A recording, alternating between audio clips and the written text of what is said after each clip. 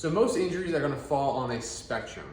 We have a perfectly healthy shoulder, which is essentially nobody, and we have a completely harmed, injured shoulder. Pretty much everybody's going to fall in between that continuum. Just where you fall on a given time, it's going to vary. So a lot of us walk around, we have no shoulder pain, we're good. Some of us have these vague aches or pains. Some of us have a specific medical pathology that we're dealing with in the shoulder. Oftentimes, somebody might be dealing with a movement impairment or something that is not medically a medical diagnosis, but they have clearly symptoms or pain in their shoulder. Now, healthy shoulder, injured shoulder. Most of us are going to fall somewhere in between. I would call this a movement impairment for those who are in between, essentially. It's super common to have somebody have symptoms, but it's not a specific medical diagnosis, but they clearly are dealing with something. So one of the more common shoulder movement impairments I see, or just in general, is going to be something called Humeral AGMR, or Humeral Anterior Glide Medial Rotation. Fancy words to say that that ball and socket joint, that ball is just taking too much pressure forward on the front of that joint. So essentially there's excess stress at the front of that joint, and it's not sitting far enough back in that joint. So if we think of our joints, they all have a center of rotation. If that center of rotation is off, essentially, when we go to move, if we do a certain movement that correlates with movement of that joint in the direction that that joint's already sitting, that can cause irritation over time. So for example, when it comes to the shoulder, if I extend my arm or if I externally rotate my arm, that causes that joint to move forward. If there's already excess pressure or stress and I go to do one of these movements, that's often a provoking thing that might reproduce pain symptoms.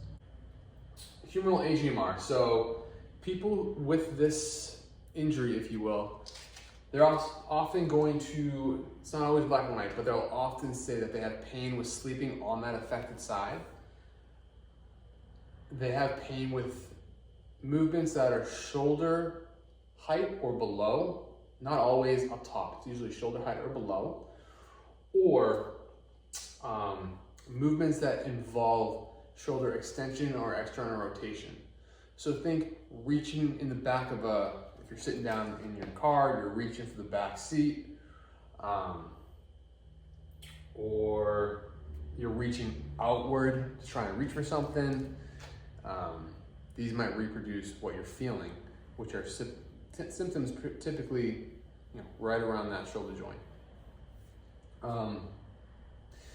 Somebody might feel some clunking or instability as well. Okay. So just generally speaking, for treatment purposes, it's going to vary based on the individual, but everything we do, strength-wise, flexibility-wise, activity modification-wise, how you modify your workouts, everything's going to be getting that head back into that joint, taking pressure off the front of that joint. So if you think of the structures you're going to work, it's going to be your rotator cuff muscles. So namely your subscapularis, supraspinatus, and infraspinatus. Those are 3 of your 4 rotator cuff muscles. Again, those are the ones that help that joint sit in place. Those are elongated essentially. So if we think of the subscapularis, that sits at the front of that joint. If that joint is too far forward, it's just tensing that joint. It's elongating it. It's making it work too hard to put it back into place. So we want to work it, increase the capacity to help it sit backwards. On the other side of the spectrum, things that might be shortened are these larger global movers. So think your latissimus dorsi, pectoralis major, your chest muscle, or your teres major. They're all shortened. So You'd want to release those or stretch those while working your rotator cuff muscles.